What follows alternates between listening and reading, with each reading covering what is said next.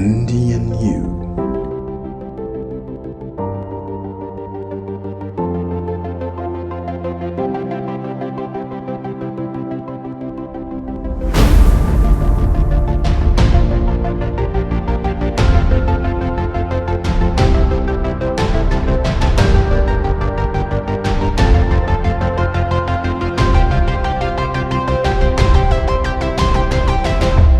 Andy and You. Bonjour à vous et bienvenue sur ma chaîne podcast Andy and You. Je suis Andy et aujourd'hui je vais vous parler de respect vis-à-vis de nos relations. Alors qu'est-ce que j'entends par là? Déjà je vais faire un petit rappel de ce que j'appelle les relations, donc ça veut dire de nos proches en fait. Mes proches selon la philosophie amérindienne, comme vous vous en doutez bien, concernent notre famille élargie. Donc notre famille dite cosmique, notre famille planétaire, notre famille communautaire aussi, qui concerne tous les règnes, minéral, végétal, animal. C'est finalement notre connexion, notre relation à toute chose qui vit, qui respire, qui bouge, qui est autour de nous et qui peut nous apprendre, nous enrichir en tant qu'individu, en tant qu'être humain, en tant qu'incarnation de quelque chose en ce monde, là pour expérimenter la vie et surtout pour apprendre en fait d'elle, sous toutes ses formes. Cette vision des proches ou des relations est un peu résumée dans la phrase ou l'expression en Lakota, Ometakliyo Yasin, dont j'ai déjà parlé d'ailleurs, et donc je vous invite aussi à réécouter l'épisode sur cette thématique-là, sur ce sujet-là, bien précisément. Mais là, un peu comme une sorte de divergence ou bien de continuité, on va dire, sur cette thématique-là, j'avais envie là un peu de parler de ce que ça voulait vraiment dire, en fait, de respecter ses proches, de respecter ses relations, c'est-à-dire ses connexions avec les autres, mais avec toute forme de vie. La semaine dernière, il n'y a pas eu d'épisode, sachant que j'aime produire un épisode un peu toutes les semaines. Comme je dis souvent, je me laisse un peu la semaine pour digérer, pour pouvoir le partager avec vous. Et semaine dernière, en fait, c'était pour moi trop difficile de pouvoir vous partager quoi que ce soit dans la mesure où j'étais, moi et mon mari, nous étions endeuillés. En effet, l'une de nos très chères poules, que nous avons depuis un certain temps d'ailleurs, l'une d'elles a été pendant 2 semaines en convalescence, très subitement. Elle a eu une sorte de parasitose fulgurante, vraiment du jour au lendemain, sans signe avant-coureur. Et malgré nos soins, malgré nos attentions, nos marques de tendresse, malgré nos stimulations aussi pour l'aider un peu à remonter la pente, eh bien son état s'est aggravé au fur et à mesure des jours. Puis en plus les traitements vétérinaires étaient aussi un peu très, très forts, très bousculants aussi physiquement. Et malgré les soins énergétiques que j'ai pu lui porter, malheureusement, son corps a comme lâché, c'est-à-dire véritablement, elle s'est tellement affaiblie, en fait, notre poule, qu'il n'y avait qu'une seule possibilité, en tout cas pour elle, c'est de la laisser partir, c'est-à-dire de l'aider à ne plus être dans cet état de souffrance perpétuelle, au point où elle ne s'alimentait plus, elle haletait, la respiration était très difficile, et à chaque fois, par exemple, qu'on pouvait la caresser, elle se tordait presque de douleur, tellement son corps lui faisait mal. Donc lundi dernier, nous l'avons emmenée au vétérinaire, et puis nous l'avons accompagnée jusqu'à son dernier souffle, et nous lui avons aussi réalisé un petit enterrement sur notre propriété, avec un joli bouquet de fleurs pour lui dire au revoir. Donc c'était un moment difficile, euh, parce que ça a été assez...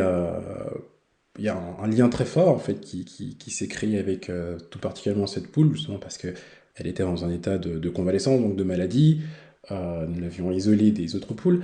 Et, euh, et c'est vrai que de l'accompagner jusqu'au bout a été un moment difficile parce que on peut imaginer que voilà, elle est passée d'un état de être vivante à être morte.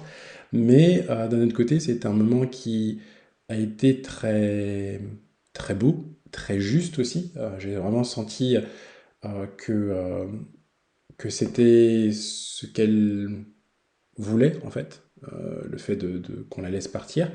Et il y avait une certaine paix, en fait, vraiment une certaine paix, une certaine sérénité dans son énergie, dans ce qu'elle dégageait. Et, euh, et ça m'a d'ailleurs poussé évidemment à voir aussi la mort différemment, finalement, hein, pas forcément comme un événement terrible. Parfois, le vivre peut être une situation insoutenable, qui était d'ailleurs son cas.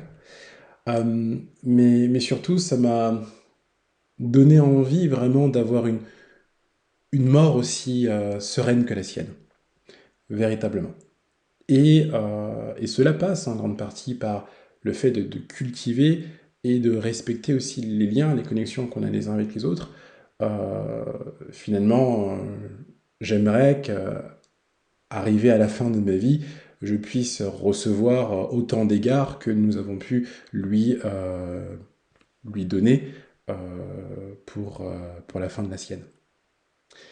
Et en même temps, plutôt dans la même période, après ce moment un peu, enfin très difficile, euh, il y a eu une une autre qui a disparu.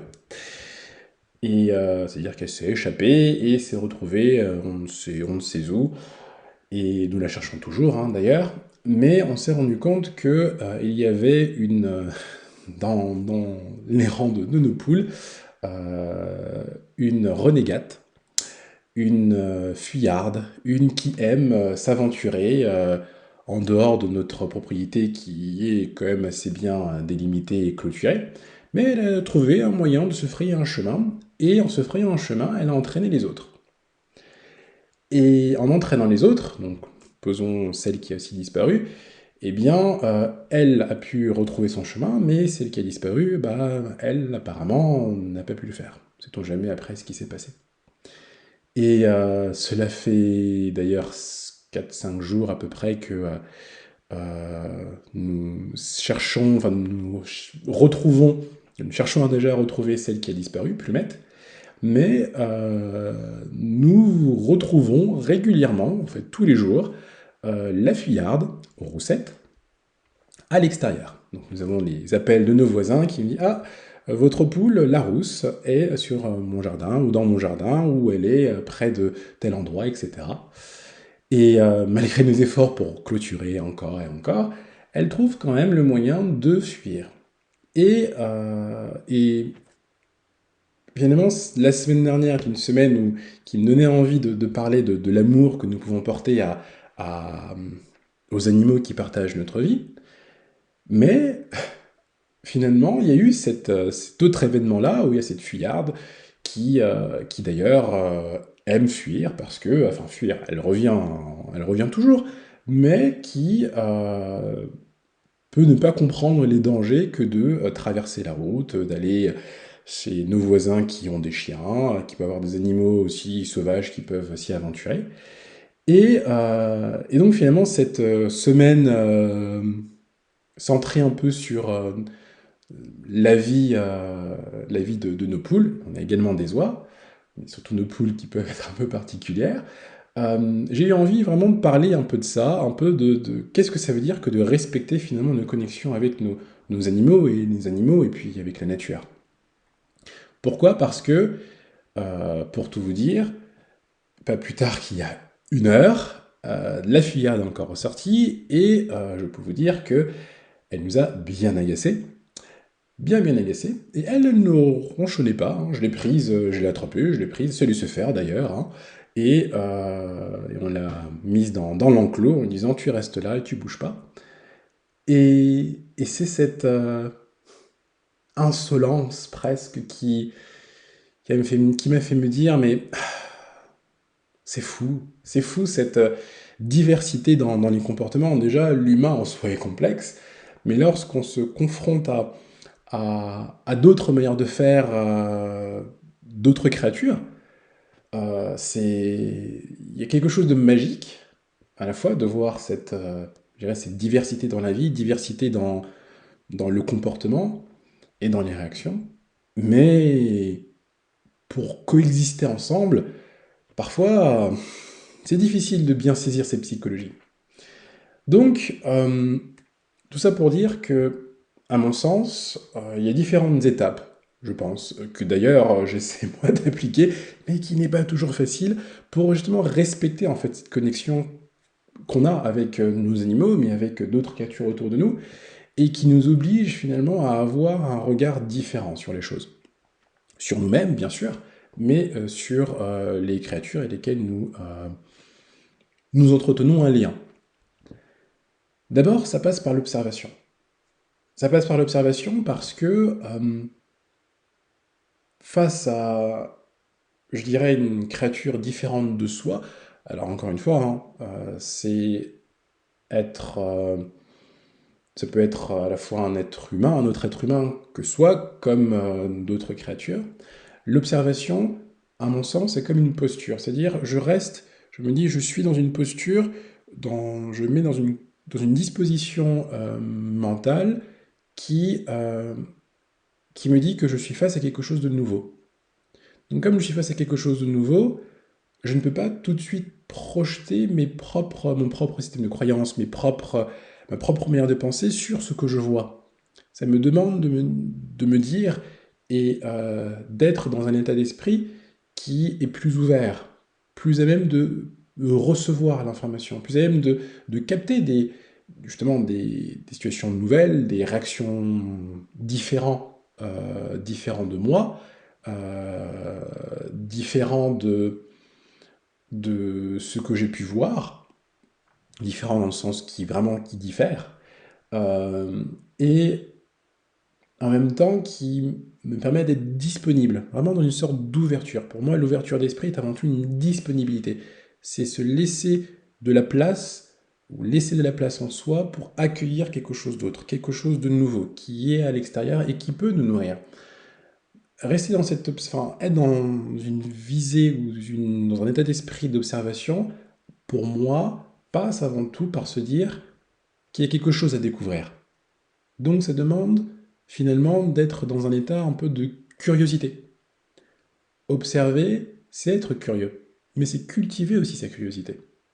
Parce que la curiosité peut parfois s'éteindre, être mise de côté, au profit un peu de plus de réflexion et de pas assez de spontanéité, et finalement être surpris, ou se laisser surprendre passe par de la curiosité, passe par être ouvert à de la nouveauté, et en même temps d'être dans une ouverture d'esprit, mais aussi de cœur. Donc d'abord, ça commence donc, je disais, par observer. Et donc ça veut dire, je me mets dans une disposition pour observer. Puis, face à la situation, alors déjà, pour illustrer l'observation, euh, je me rappelle la première fois où on a eu des poules, donc c'est quand même assez récent, hein, on les a eues en septembre 2021, donc l'année dernière, et c'était la première fois que nous avions des poules.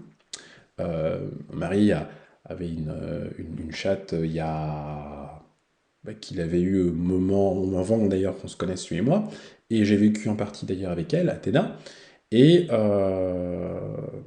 c'était assez difficile en même temps pour moi de la côtoyer puisque j'étais allergique aux chats.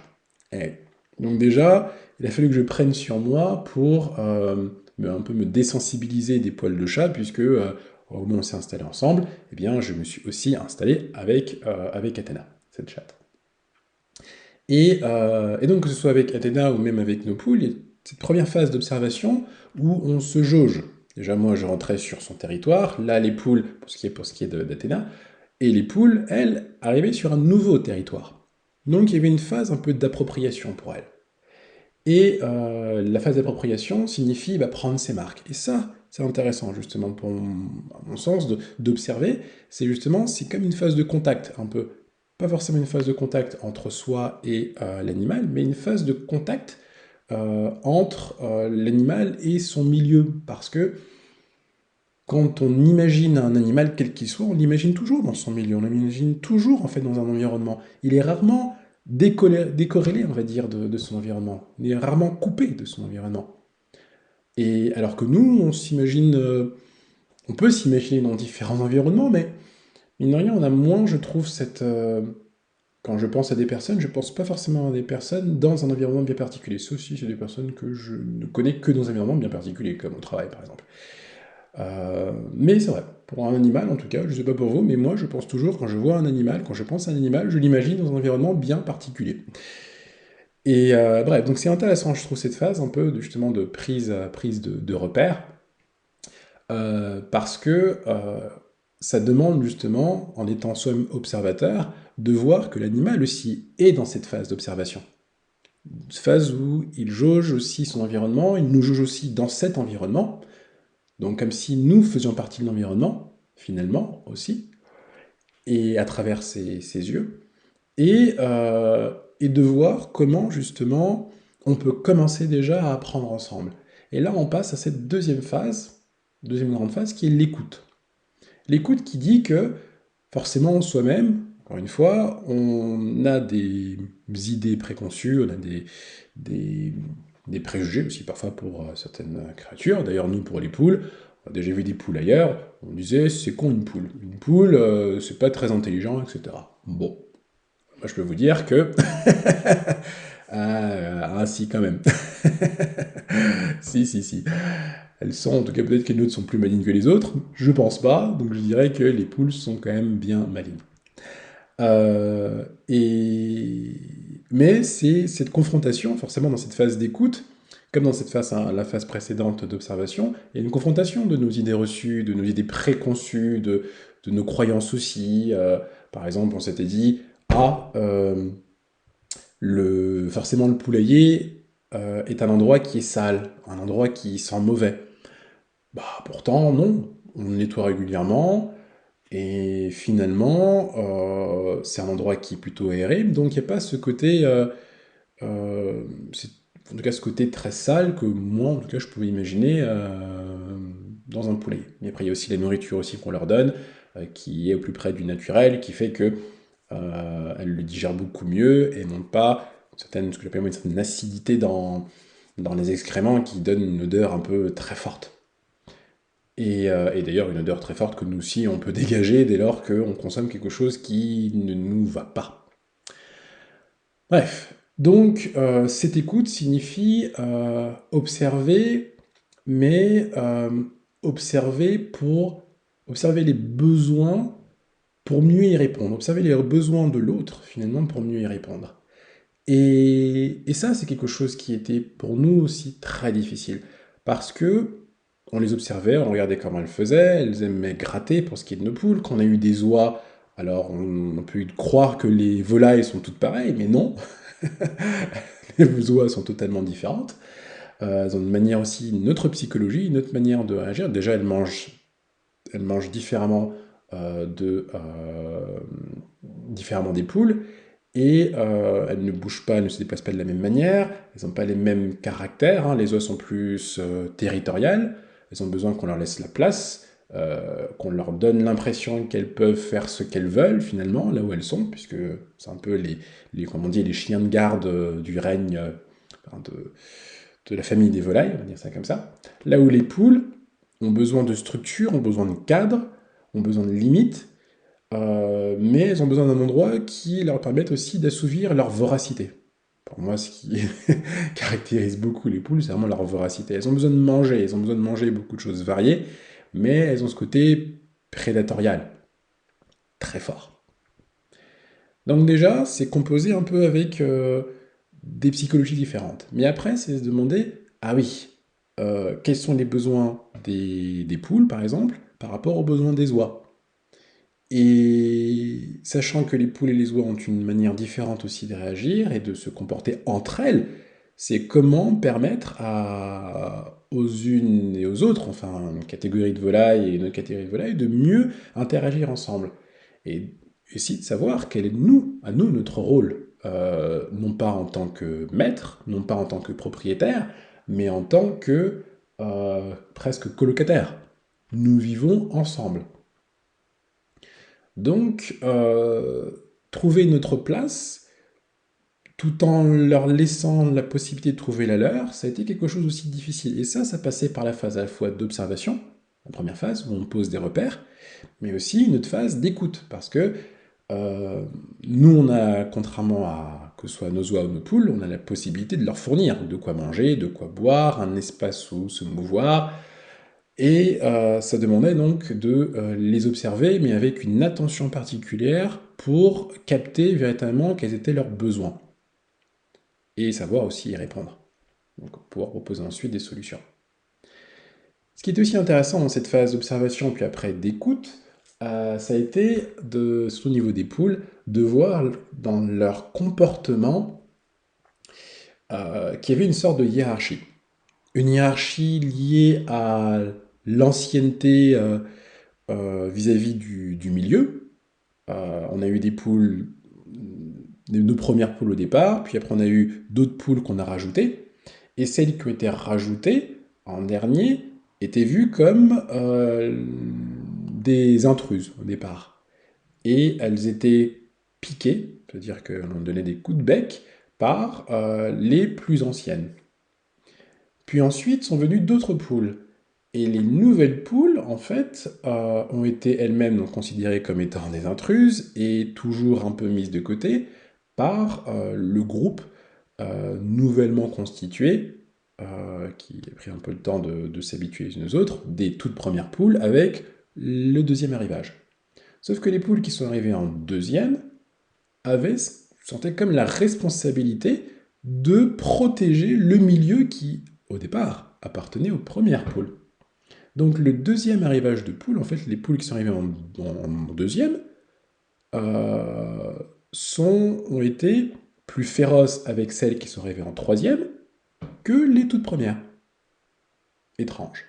Et puis on a vu ça au fur et à mesure, il y a encore un quatrième arrivage de poules, et c'est pareil, celles qui sont arrivées en troisième étaient plus féroces que celles qui étaient arrivées en deuxième, ou celles qui étaient arrivées en premier. Et donc il y a une relation très étrange en fait finalement de protection du territoire. Encore une fois quelque chose de très territorial finalement comme les oies, mais qui est lié, qui est directement projeté face à l'ennemi qui est d'autres poules en fait, et qui viendrait grosso modo empiéter sur leur territoire.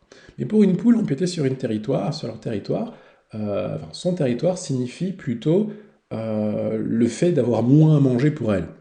Parce que les poules, comme je le disais, sont extrêmement voraces. Bref. Donc, la phase d'observation, on regarde, chacun prend ses marques. La phase d'écoute, où on est dans les besoins des uns et des autres, alors surtout nous qui écoutons les besoins de nos animaux. Et après vient cette phase d'acceptation. Et là, la phase d'acceptation, elle est quand même elle a aussi été très difficile parce que c'est trouver finalement la juste place pour nous, mais de comprendre aussi finalement ce qui relève de leur écosystème, comme je disais tout à l'heure, dans la phase d'écoute un peu des besoins, même d'observation aussi, hein, parce que c'est toujours des phases qui sont itératives, enfin on revient toujours à la phase précédente à un moment donné. Donc elles communiquent toujours entre elles finalement, toutes ces phases-là dont je parle. Et, et donc c'est dans ces phases-là d'observation et d'écoute, on a vu cette psychologie, ce microsystème ou cet écosystème-là se construire autour des poules par rapport justement à leur relation avec celles qui sont venues en dernier ou en deuxième ou en troisième, etc. De voir qu'il y avait une hiérarchie aussi dans celles qui pouvaient, enfin dans l'accès à la nourriture. Certaines, celles qui sont arrivées en premier, se mangent en premier. Celles qui sont arrivées en dernier mangent en dernier. Et celles qui sont les plus voraces peuvent aussi passer, on va dire monter dans cette chaîne-là alimentaire, que si justement elles ont moins peur des autres. Enfin, il y a vraiment quelque chose de très... Enfin, moi j'adore, je pense qu'on pourrait écrire un livre sur la psychologie des animaux, quels qu'ils soient d'ailleurs. Hein. Et nous, on s'est demandé, en voyant par exemple une poule ancienne attaquer une poule nouvelle, on s'est dit, mais non, on a commencé à fâcher, à disputer la poule ancienne qui pouvait justement piquer une autre plus jeune. Mais après, on s'était dit, mais finalement, c'est comme ça qu'elles fonctionnent en fait. Elles ont besoin d'un cadre, d'une structure qu'on leur apporte, un endroit où elles peuvent manger à foison, mais il y a quand même un respect aussi de leur propre hiérarchie entre elles. Et finalement, on ne pourrait pas transposer notre manière d'interagir entre êtres humains sur la manière dont les poules peuvent interagir entre elles, ou de la manière dont les oies peuvent interagir entre elles aussi. Parce qu'elles aussi ont leur propre manière d'interagir. Donc, c'est pareil, toujours on observe, puis après on écoute les besoins, et après c'est accepter. Accepter qu'elles peuvent avoir, que les créatures avec lesquelles on peut vivre peuvent avoir un fonctionnement différent d'une autre, avoir une politique, une manière d'organiser leur société, leur communauté, leur groupe, totalement différente de la nôtre. Et ça demande non pas qu'on comprenne comment ça fonctionne, mais surtout qu'on accepte, en fait, qu'on tolère, finalement, que la différence a tout autant sa place que la similitude. Et donc là, c'est finalement ce qui fait pour moi, leur beauté,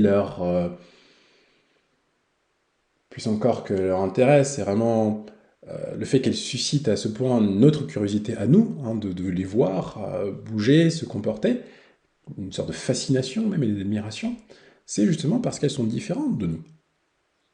Et qu'elles nous obligent aussi à éventuellement questionner notre propre manière de faire. Ce qu'on suppose être l'ordre, alors que pour elles, finalement, l'ordre se base sur ce système hiérarchique, qui est différent du nôtre d'ailleurs. Donc, on observe, puis on écoute, et on finit par accepter.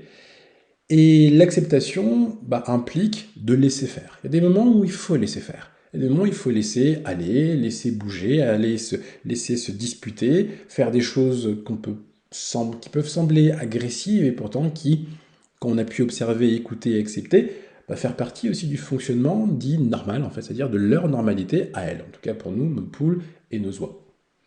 Mais c'était la même chose aussi avec notre chatte Athéna, parce que finalement, comprendre la psychologie d'un animal, c'est comprendre finalement sa médecine. Et c'est toute la richesse d'une vision où chaque créature en ce monde a un message à nous apporter, c'est de se dire, mais finalement, on a véritablement à apprendre de chacune de leurs psychologies. Il y a quelque chose d'ailleurs que j'ai trouvé fascinant il y a quelques temps, c'était peut-être il y a 2-3 mois, où j'étais au téléphone près d'une fenêtre ouverte, et je voyais une toile d'araignée qui s'était, on va dire, logée dans un coin de la fenêtre, et donc au centre de cette toile, il y avait une araignée, une grosse araignée quand même, qui avait fait prisonnière une fourmi, une toute petite fourmi. Et pris dans ma conversation, je me disais, oh, pauvre petite fourmi, je ne vais pas, moi, intervenir. Pourquoi? Parce que j'ai observé, j'ai écouté, en me disant c'est partie aussi de leur écosystème. Hein. La fourmi est tombée dans ce piège-là de l'araignée. Qui suis-je pour pouvoir enlever à l'araignée son déjeuner? Donc j'ai accepté et j'ai laissé faire. Sauf que, chose étrange, eh bien, la fourmi n'a pas laissé l'araignée, qui était 10 fois plus grosse qu'elle, euh, l'envelopper de sa toile. Donc ce qu'a fait la fourmi, c'est qu'elle lui a mordu l'une de ses pattes. Une araignée à 8 pattes, pourrait dire, moi je me suis dit, bof, elle en a encore 7, c'est pas grave si la fourmi lui en mord une. Mais en fait, la fourmi n'a pas lâché la patte de l'araignée. L'araignée a cherché à se débattre, c'est-à-dire elle a cherché à sortir de sa propre toile en se disant que la fourmi, peut-être collée à la toile collée à sa toile, resterait justement collée et lâcherait la patte. Mais en fait, plus l'araignée cherchait à sortir de la toile, plus la fourmi est restée agrippée à la patte de l'araignée. Ce qui fait que, à un moment donné, l'araignée est vraiment sortie totalement de sa toile, au point où elle s'est posée sur le rebord de la fenêtre, et là, la fourmi a lâché la patte de l'araignée. Et en lâchant la patte de l'araignée, la fourmi est partie. Et là, je me suis dit, waouh, ça c'est l'illustration même de David contre Goliath. Un mastodonte, une araignée immense avec plein de pattes, qui a retrouvé ou piégé dans sa toile une toute petite fourmi, et c'est la fourmi qui a triomphé. La fourmi d'ailleurs, la fourmi est l'une des médecines de la fourmi, d'ailleurs j'en parlerai à un moment donné plus tard, c'est la patience. Et là, c'était tellement bien illustré que j'ai senti que c'était presque un signe de l'univers qui me disait, mais voilà véritablement la médecine de la fourmi, présentée devant toi, la persévérance. Une petite fourmi a fait la différence face à une grosse araignée qui était 10, 15 fois plus grosse qu'elle. Mais elle a fait la différence parce que elle ne s'est pas laissée faire. Et vraiment, on sent les fourmis persévérantes et laborieuses, mais qui y vont et qui continuent à le faire encore. Et bien là, c'était vraiment la preuve pour une question de survie. Mais c'était juste magnifique. C'était juste magnifique. D'ailleurs, après ça, la fourmi est partie, mais l'araignée, elle, s'est cachée dans son trou. Donc je pense que l'araignée avait vraiment eu mal, vraiment très très mal par la morsure de la fourmi. Bref, tout ça pour dire que il y a ce rapport avec le fait de laisser faire, en fait. Il y a des choses dans notre psychologie, la psychologie, on va dire, de chaque créature, qui demande aussi de laisser la place un peu à la spontanéité, à l'authenticité, à leur propre créativité, laisser leur espace. Autant qu'on aimerait qu'on nous laisse notre espace. Parfois, on est bien trop souvent enfermé dans des boîtes, la boîte maison, la boîte voiture, la boîte métro, la boîte bus, la boîte entreprise, bureau, toujours dans des boîtes, à regarder des boîtes, la boîte téléphone, la boîte écran, ordinateur, la boîte télévision, avec des boîtes, la boîte box, la boîte... Il y a des boîtes partout. Alors qu'en ce monde, finalement, dans ce qui est naturel, quasiment rien n'est carré. Bon, enfin, ou cubique. Je pourrais vous montrer par contre une pierre qui s'appelle une pyrite, qui est naturellement cubique, mais en soi, véritablement, peu de choses véritablement vraiment sont cubiques et sont des boîtes. Donc on s'enferme dans ces boîtes-là, et parfois on peut être aussi enfermé dans notre propre corps, ne pas le laisser vivre, ne pas le laisser bouger.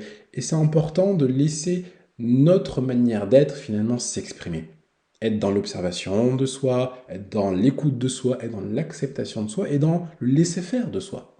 Vous voyez le rapprochement? Ce qu'on nous demande, ce que les créatures autour de nous et nos animaux nous demandent de faire, finalement, c'est de faire exactement ce qu'on devrait faire pour nous. On devrait nous respecter, c'est-à-dire respecter notre connexion à nous-mêmes. Mais, parfois, pour pouvoir comprendre la relation que nous devons entretenir avec nous-mêmes, il nous faut passer par une relation extérieure.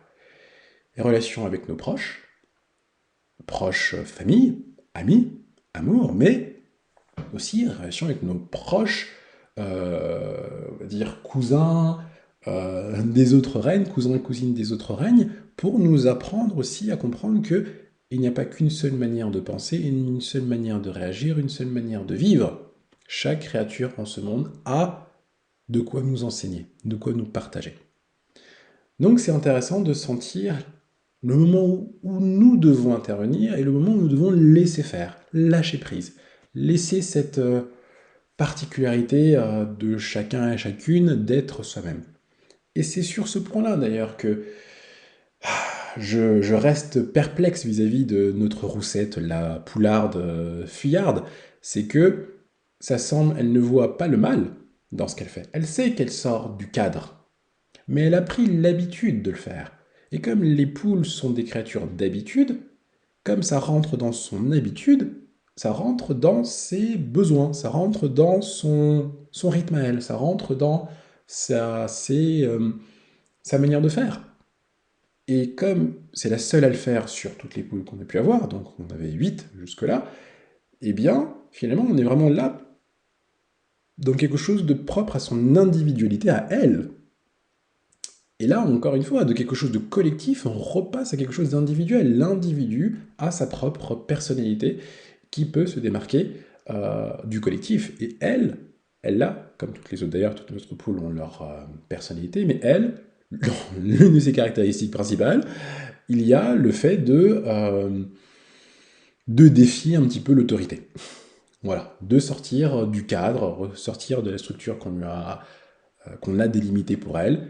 Elle a besoin d'en sortir et de revenir dans le cadre quand elle l'a décidé.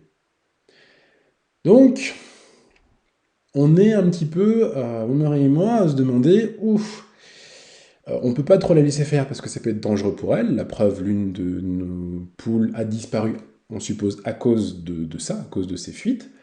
Elle peut se faire manger, elle peut se faire attaquer, elle peut se faire écraser, etc. Donc c'est trouver le juste milieu. Donc on va encore clôturer, encore barricader notre espace pour nous assurer qu'elle se sente dissuadée de poursuivre, mais on se dit on va quand même garder un œil sur elle. Et donc ça amène pour moi au dernier point, à la 5e phase, qui est le fait de coexister, d'apprendre à coexister en fait de manière respectueuse. Et la manière respectueuse, ça veut dire une fois avoir observé, écouté, accepté, laissé faire, pour mieux coexister. Et cette coexistence veut dire que nos animaux, pour nous, nos poules et nos oies, ont leur psychologie, ont leurs besoins, ont leur fonctionnement de vie. Mais nous aussi, on a le nôtre. Donc ça veut dire que nous devons aussi trouver notre juste milieu entre vivre et entretenir notre vie à nous, permettre et contribuer à entretenir leur vie à, d'un côté, nos poules, et de l'autre côté, nos oies. Sachant que les poules et les oies n'ont pas les mêmes besoins, n'ont pas les mêmes attentes, n'ont pas besoin d'avoir et d'entretenir la même relation. Donc, ça demande des efforts, mais coexister signifie laisser la place à chacun de vivre sa propre existence. Et là, au sein d'un même groupe, donc là, pour le coup, le groupe des poules, il peut y avoir aussi des électrons libres qui peuvent avoir aussi leur fonctionnement. Donc, c'est trouver le juste milieu entre tout ça. En soi, voilà, ce que je voulais notamment dire par rapport à tout ça, c'est que respecter ses proches, respecter ses relations, ses connexions avec soi-même et le monde, mais surtout avec toutes les créatures en ce monde, signifie toujours, à mon sens, se respecter soi. On se respecte, ou plutôt on respecte les autres comme on se respecte soi. Donc, finalement, c'est se pousser dans le fait d'avoir des animaux, mais comme le fait aussi d'être entouré d'animaux. Moi, je vous invite, si vous n'en avez pas, d'observer les oiseaux. D'observer un oiseau posé sur une branche près de chez vous, une branche d'arbre près de chez vous, ou bien de regarder parfois des chiens, d'observer des chiens ou des chats, ou même si vous en avez aussi des animaux, de vous poser quelques minutes avec eux et juste de les observer. De ne pas être dans une interaction avec eux, mais de juste voir comment eux prennent leur marque et quelle marque ils prennent. Et de voir aussi comment ça vous titille, c'est-à-dire comment, si à un moment donné vous sentez une similitude, une ressemblance dans la manière de faire, ou à l'inverse, vous sentez, oulala, là il est en train de faire quelque chose qu'il n'est pas censé faire. Mais pourquoi il n'est pas censé le faire? Est-ce que c'est que il est en train de titiller votre propre manière de voir les choses, ou bien que véritablement, par rapport à la psychologie que vous connaissez et que vous attribuez à son espèce, que vous estimez qu'il doit être recadré d'une certaine manière. Le tout, c'est de trouver, et c'est très difficile, je pense vraiment, d'être dans une phase d'observation et d'écoute sans être dans la projection. Mais c'est intéressant, c'est vraiment intéressant de pouvoir échanger, discuter, et c'est vrai que on peut vivre avec un animal pendant plusieurs années, mais il suffit finalement d'une fois pour être surpris. Si vous êtes surpris par ce que fait votre animal ou les animaux autour de vous, plus vous cultivez finalement l'observation et l'écoute, pour mieux accepter, laisser faire et coexister de manière respectueuse. Et d'ailleurs, ce que je dis peut très bien être aussi appliqué pour le règne végétal. Pour les plantes, on voit parfois un peu moins de vie, mais aussi, je trouve ça extraordinaire. Leur manière de se mouvoir, de vivre, on est dans quelque chose de différent. Mais on ne saisit.